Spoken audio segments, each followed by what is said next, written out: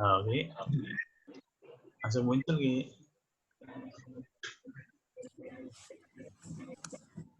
Itu kenapa kok foto belum muncul? Barang semua. Iya.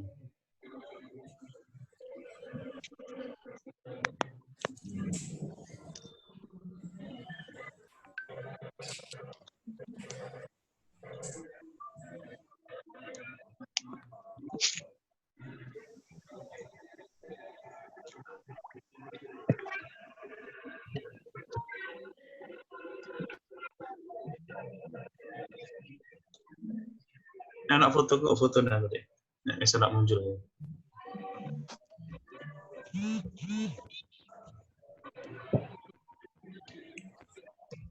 Oh, video dia. Nah, gitu gitu.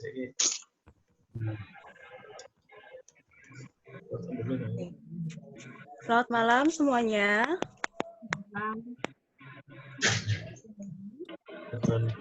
Dan ketok ini. Sini iki. Khusus ini.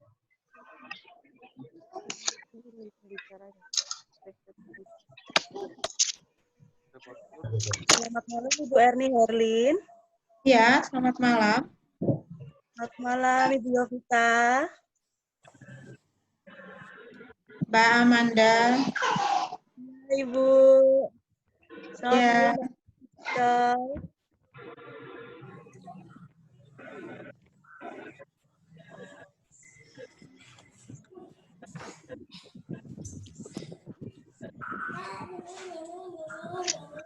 Oh, dari sini kita aku. Baik, Assalamualaikum warahmatullahi wabarakatuh. Salam sejahtera bagi kita semua. Shalom, Om Swastiastu, Budaya, salam kebajikan. Pertama-tama, saya ucapkan selamat datang kepada seluruh peserta yang hadir pada malam hari ini, kepada Ibu Yovita, kepada Bapak Tommy Michael, kepada Ibu Erni.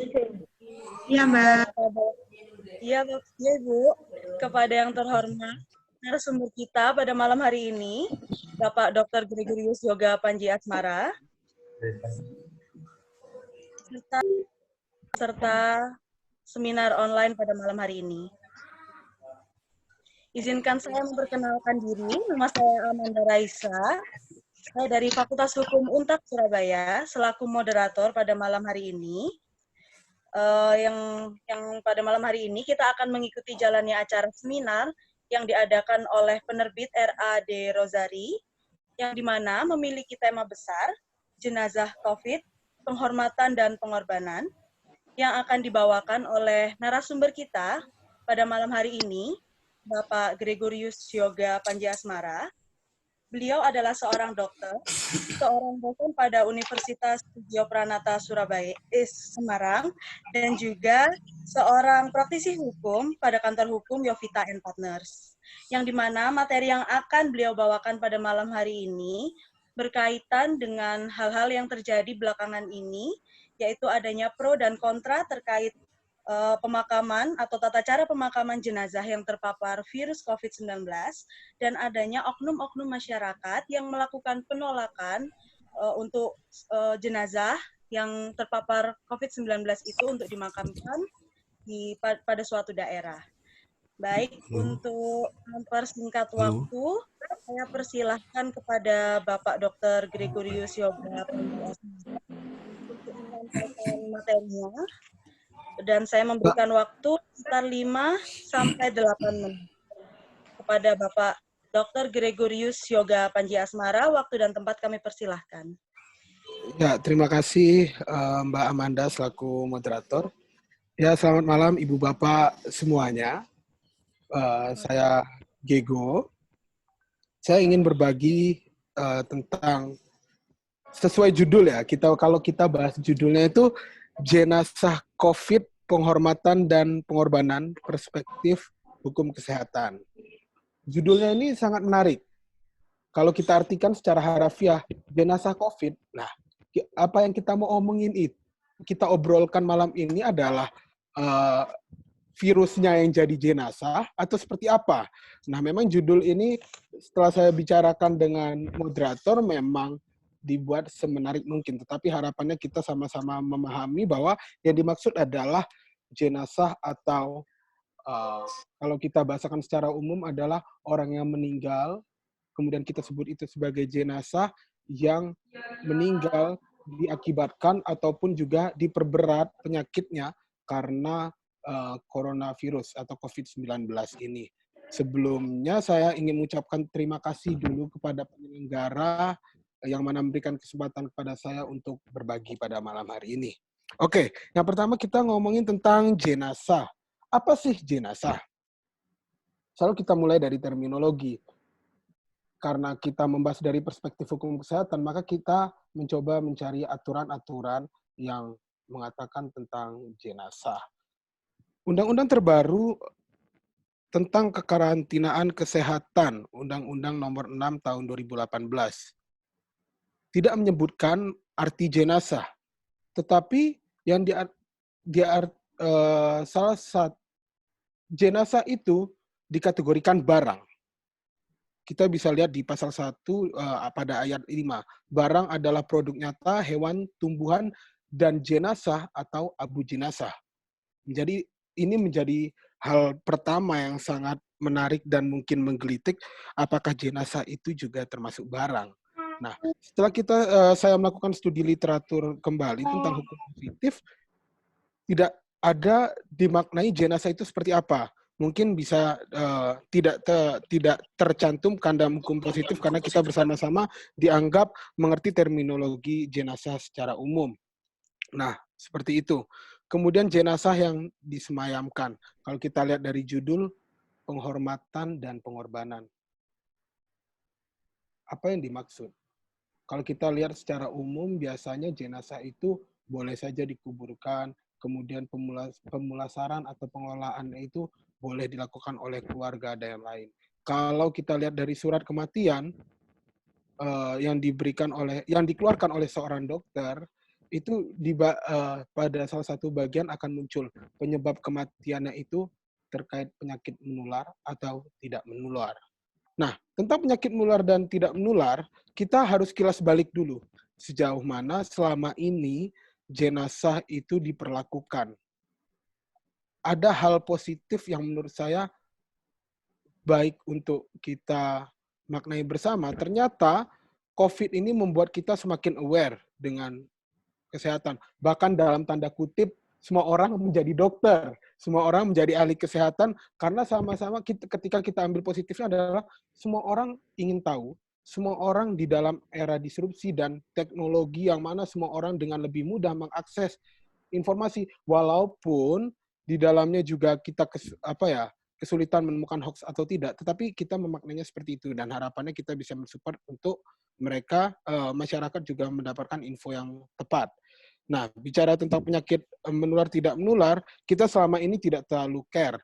Kalau kita buka di Undang-Undang Nomor 4 Tahun 1984 tentang wabah penyakit menular, di sana juga diatur tentang jenazah.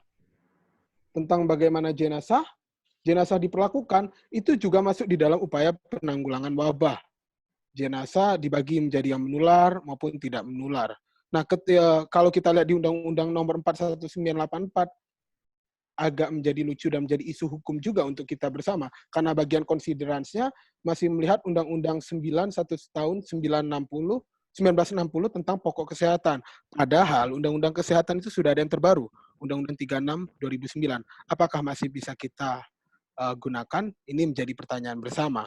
Kalau kita lihat lagi Undang-Undang 4 1984 mempunyai turunan yang mana menentukan, mengklasifikasikan jenis penyakit apa saja sih yang bisa menimbulkan wabah. Hal tersebut muncul di Permenkes 560 tahun 1989 tentang jenis penyakit yang menimbulkan wabah. Kemudian bisa juga dilihat di Permenkes 1501 2010 itu tentang jenis penyakit menular tertentu yang dapat menimbulkan wabah dan upaya penanggulangan. Nah, ini menjadi hal yang menggelitik. Nah, tentang jenazah, maka kekhususan tentang COVID ini kita bisa lihat di pedoman pengendalian infeksi tentang COVID. Yang mana kalau kita lihat buku pedoman, apakah punya kekuatan hukum? Nah, di sana yang menjadi pertanyaan. Kekuatan hukumnya di mana? Munculnya surat edaran dari Dirjen P2P nomor 483 tahun 2020, itu kemudian muncul lagi nomor 753 tahun 2020 tentang revisi 3. Revisi 3 buku pedoman yang mana itu digunakan di Indonesia untuk menanggulangi wabah dan juga jenazah dari pasien dengan COVID-19. Banyak hal pencegahan dan pengendalian infeksi. Yang pertama seperti petugas kesehatan yang harus menjalankan kewaspadaan standar, dan yang mana jenazah itu harus diperlakukan khusus seperti yang sudah beredar. Banyak mengatakan tidak boleh untuk dikuburkan bersama rame-rame, hanya cukup berapa orang. Nah, hal ini kita maknain bersama untuk demi kemaslahatan orang-orang di sekitarnya. Bukan berarti jenazah pasien terinfeksi COVID-19 tidak diberikan penghormatan, judul, atau pengorbanan mereka sebagai pasien COVID-19 tidak kita akomodir juga. Tetapi bentuk penghormatannya adalah dengan cara kita memberanikan diri untuk membiarkan mereka dilakukan pemulasaran maupun dimakamkan sesuai dengan pedoman dari yang sudah terbit, bahkan sekarang sudah ada revisi 4 dengan SOP-OP tertentu, artinya supaya pengorbanan mereka yang meninggal itu juga menjadi penghormatan kita untuk tidak juga terinfeksi terhadap jenazah tersebut. Karena waktunya sempit, mungkin langsung ke diskusi aja ya Mbak Amanda. Oh, baik Bapak. Baik Bapak Gregorius Yoga Panjiasmara, terima kasih untuk materinya. Yang saya dapatkan atau saya ringkas dari materi Bapak Dr. Gregorius Yoga Panjiasmara adalah bahwa apa yang telah dikorbankan oleh pasien COVID-19 yang telah meninggal itu tadi dapat kita hormati atau kita dapat berikan penghormatan kepada mereka yang sudah meninggal dengan cara menaati adanya prosedur-prosedur atau protokol cara pemakaman yang dimana dalam hal ini supaya tidak menjangkit atau bisa menularkan penyakit atau virus itu tadi ke orang-orang atau keluarga-keluarga dari pasien atau jenazah tersebut. Baik, akan saya buka sesi pertanyaan. Saya akan memberikan sesi pertanyaan 4 dulu. Selamat malam. Bapak bisa menyalakan audionya atau bisa melalui chat yang akan saya bacakan. Dek, selamat Dek. Halo. Oh iya Bapak, selamat. Oke. Terima kasih Dek ya. Selamat malam Mas Gego. Ya, selamat malam Dr. Pak. Gego ya. Mas Dr. Gego. Ini juniornya Bu Yofi ini ya. Ya juniornya Bu Yofi ini. Begini Mas Gego. Akhir-akhir ini kan ramai ya penolakan terhadap jenazah COVID-19 ya. Saya katakan mungkin ini kurang edukasi ya terhadap masyarakat, atau mungkin juga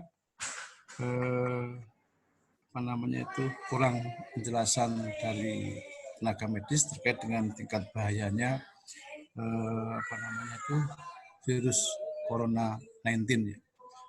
Yang saya tanyakan adalah sampai seberapa sih tingkat bahaya virus ya COVID-19 ini sehingga seolah itu menjadi momok yang luar biasa sampai makam pun ditolak. Menurut saya ini sangat merugikan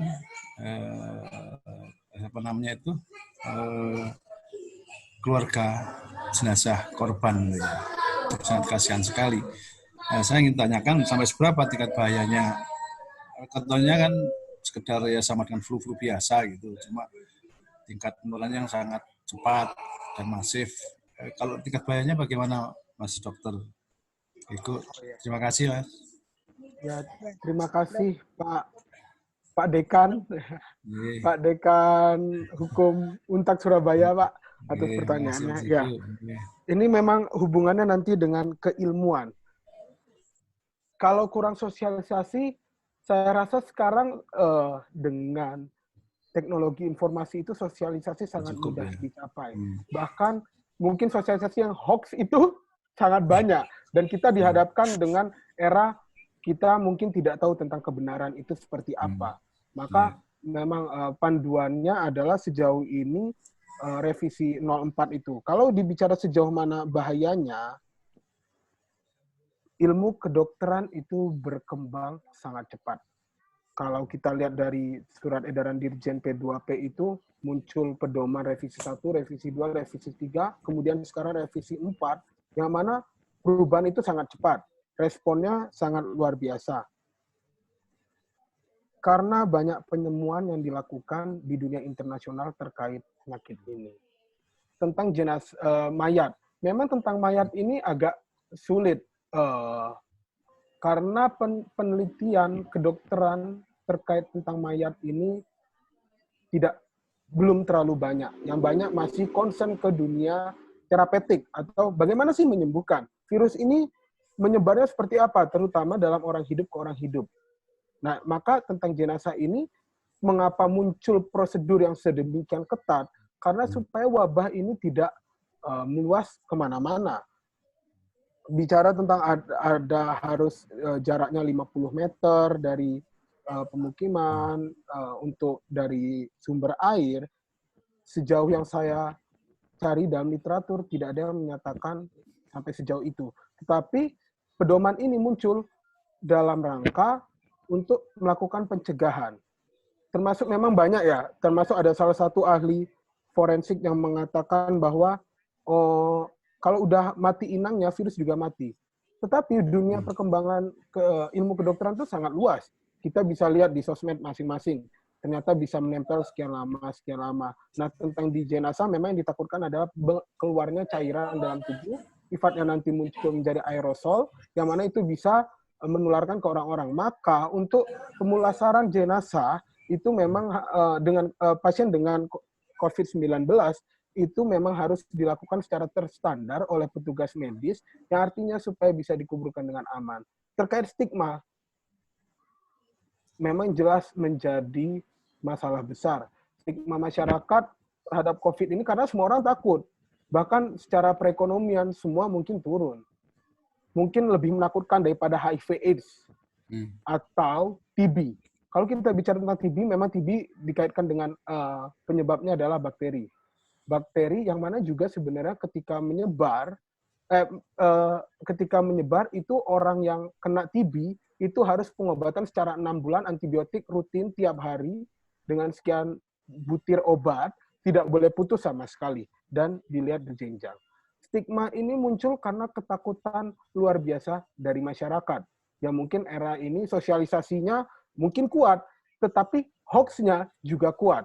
Maka memang kebenaran-kebenaran yang semakin sulit ditemukan, dan bagaimana kita akan semakin bijaksana terhadap informasi yang ada adalah bagaimana kita melihat sosialisasi dari pemerintah yang tentu merupakan pemangku kebijakan, orang yang sudah kita pilih, yang kita percaya untuk bisa membantu kita menjadi pedoman, seperti ini loh memperlakukannya. Mungkin itu Pak jawaban saya. Masih bisa lagi nambah sedikit? Masih bisa, Bapak. Ada sisa waktu 2 menit lagi. Ya, ini kan juga calon dokter hukum ya, Mas Gigo nih. Amin, Pak. Dokter hukum ya. Gini Mas, kira-kira apakah boleh ya masyarakat itu menuntut hak keterbukaan pemerintah terkait dengan informasi mengenai pasien COVID ya? Karena semakin dibuka itu justru orang enggan melapor ketika sakit COVID karena takut nanti kalau meninggal ditolak oleh masyarakat. Kita punya hak nggak kira-kira untuk menuntut keterbukaan pemerintah atas informasi COVID itu? Ya, terima kasih Pak. Untuk keterbukaan informasi, memang ini agak keluar dari konteks tentang jenazah, tetapi betul. juga menjadi karena stigma terhadap jenazah sangat besar sehingga kan orang ketakutan. Nah, pertanyaan dibuka atau tidak? Dibuka memang rahasia kedokteran itu memang sudah diatur di permennya. Permenkes saya tidak terlalu hafal nomornya, tetapi memang dalam hal penanggulangan wabah ada hal-hal yang bisa dibuka, tetapi tentu bukan dibuka secara umum, tetapi kepada pihak-pihak tertentu. Kita bicara sebelum COVID, salah satu penyakit menular yang juga harus dibuka adalah tentang ODA, orang dengan HIV/AIDS. Orang dengan HIV/AIDS itu memang dirahasiakan, tetapi boleh dibuka dengan pasangan seksualnya. Bahkan undang-undang tidak bicara tentang itu suami atau istrinya. Yang menarik yang dibahasakan dalam hukum positif adalah pasangan seksualnya. Nah, maka dalam hal-hal tertentu memang perlu menyikapi dengan bijak. Tentu ada tegangan yang sangat kuat antara apa yang sebaiknya dan juga bagaimana masyarakat yang harus semakin dewasa menyikapi sebuah masalah. Mungkin seperti itu, Pak, jawaban saya.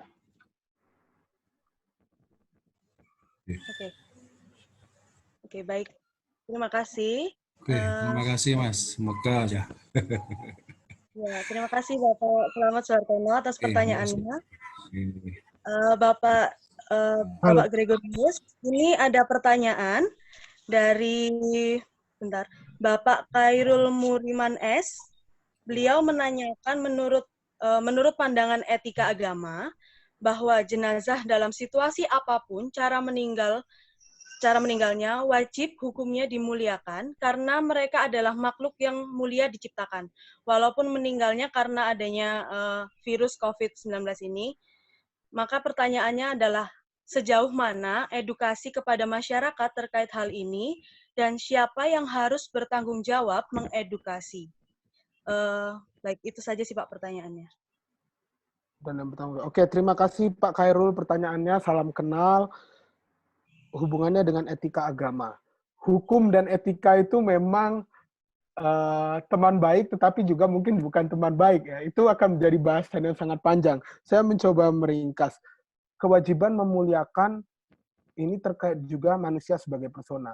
Manusia itu punya unsur intrinsik dan ekstrinsik. Unsur intrinsiknya adalah manusia itu punya harkat dan martabat yang melekat. Ketika dia meninggal, dan yang tadi dikatakan di Undang-Undang Nomor 6 tahun 2018 dibahasakan sebagai barang. Nah, tentu ini juga menggelitik Pak Khairul dan rekan-rekan Ibu Bapak semuanya ya, karena kewajiban dimuliakan itu tentu melekat pada setiap agama. Kita bicara tentang dasar negara kita Pancasila, sila ketuhanan yang Maha Esa, sila pertama menjadi salah satu yang harus kita pegang juga, menjadi sumber dari segala sumber hukum sesuai dengan Undang-Undang Nomor 12 Tahun 2011. Maka etika agama ini tentu juga seharusnya tidak lepas.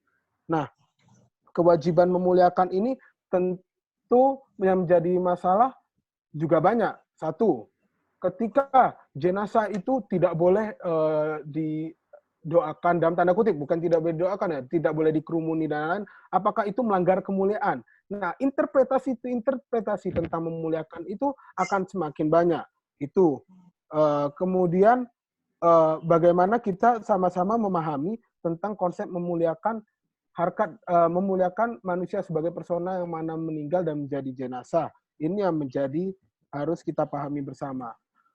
Etika agama, bagaimana kita selaraskan dengan kemajuan ilmu pengetahuan, yang mana hakikatnya di dalam pedoman ini yang sangat ketat, tidak boleh dalam kerumunan dan lain-lain, itu adalah model penghormatan kita supaya orang-orang yang sehat, orang-orang yang masih hidup di muka bumi ini juga tidak terjangkit dan punya kualitas hidup dan bisa umurnya juga lebih panjang dan tidak terjangkit penyakit ini.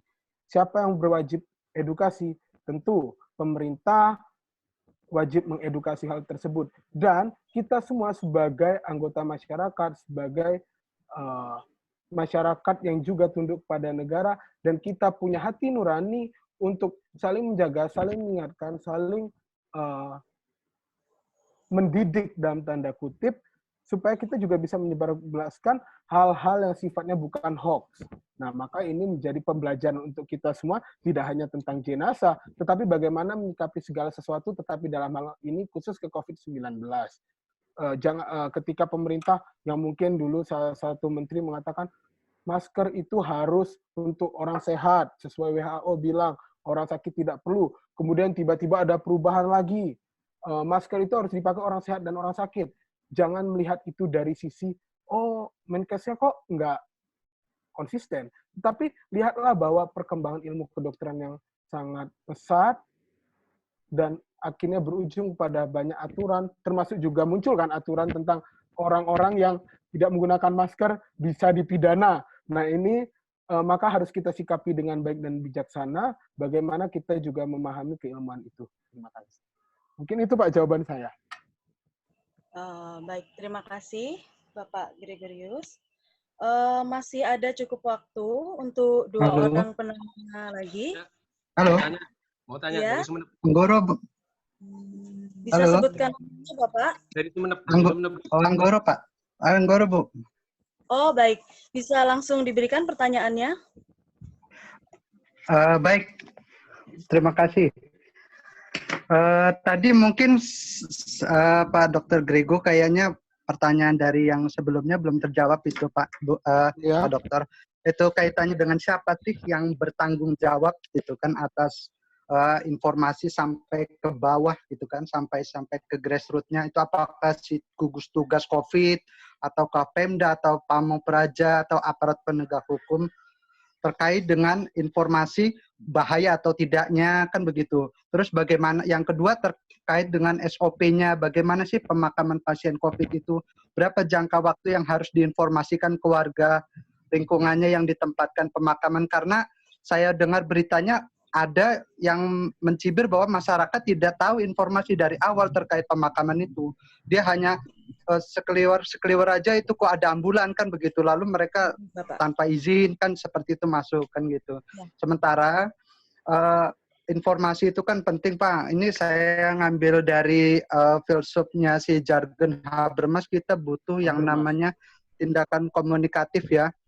Harus ada suatu tindakan komunikatif yang tujuannya untuk memberikan informasi dan edukatif ke masyarakat, sehingga masyarakat bisa memahami secara detail apa itu dari penyebarannya sampai dengan dengan pemakamannya gitu. Terima kasih. Baik, Bapak. Terima kasih Pak Firna Anggoro, salam kenal. Ya, Habermas itu juga seingat saya mengatakan bahwa tempat nongkrong, bahasa anak muda ya, tempat nongkrong itu menjadi ruang-ruang publik yang kita bisa menemukan hukum. Juga terima kasih pertanyaannya. Siapa yang bertanggung jawab? Tadi memang saya sudah mengatakan, tetapi mungkin saya tekankan kembali. Satgas itu difungsikan juga memang utamanya untuk tentang COVID. Tentang penanganan itu tidak hanya tentang dari jenazahnya saja, tetapi dari sosialisasi awal. Oh, contoh penyakitnya tuh karena ini. Penyebaran seperti apa, studi epidemiologinya seperti apa, kemudian pengendalian infeksinya seperti apa, sampai juga ke pemakaman, yang mana pemakaman itu juga termasuk pencegahan dan pengendalian infeksi. Mungkin memang saya tidak bisa membahas ini secara lengkap karena waktu yang sangat dibatasi, sangat terbatas. Tentang SOP, maka bisa dilihat itu sebenarnya pada revisi 4 pedoman pencegahan dan pengendalian infeksi untuk pemulasaran jenazah. Bisa dibuka atau nanti kita bisa chat personal tentang itu, yang mana memang di sana sudah dicantumkan secara luas dan terperinci tentang bagaimana melakukannya. Memang yang sulit adalah tegangan masyarakat Indonesia itu multikultur dan gap-nya sangat luas antara masyarakat yang melek teknologi dengan yang sama sekali tidak mengerti tentang teknologi. Ada orang yang berpendidikan dan bisa memilih hoax atau tidak hoax, dan bisa bersikap bijaksana, ataupun orang yang sangat tidak mengerti. Ada orang yang lebih percaya tentang kebenaran itu, tetangga ngomong apa, dan akhirnya itu yang diamini. Memang menjadi PR bersama.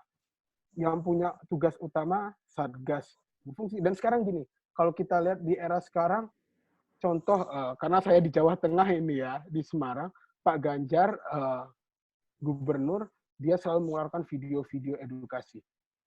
Mana video itu rasanya memang menjadi salah satu bentuk sosialisasi yang juga diberikan oleh hukum positif sosialisasinya. Cuman itu adalah cara-cara yang digunakan yang secara up to date untuk mengenalkan kepada masyarakat. Permasalahan tentang hukum yang tidak tersosialisasikan memang itu menjadi permasalahan besar untuk kita semua.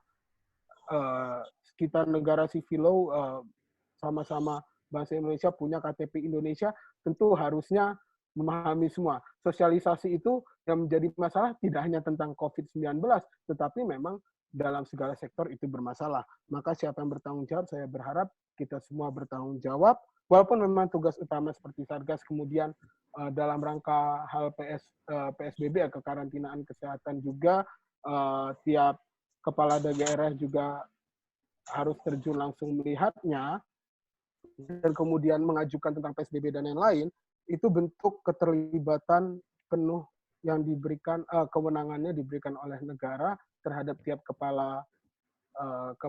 tiap pemangku kebijakan di tingkat provinsi untuk bisa bersikap. Seperti itu sih jawaban dari saya, Pak.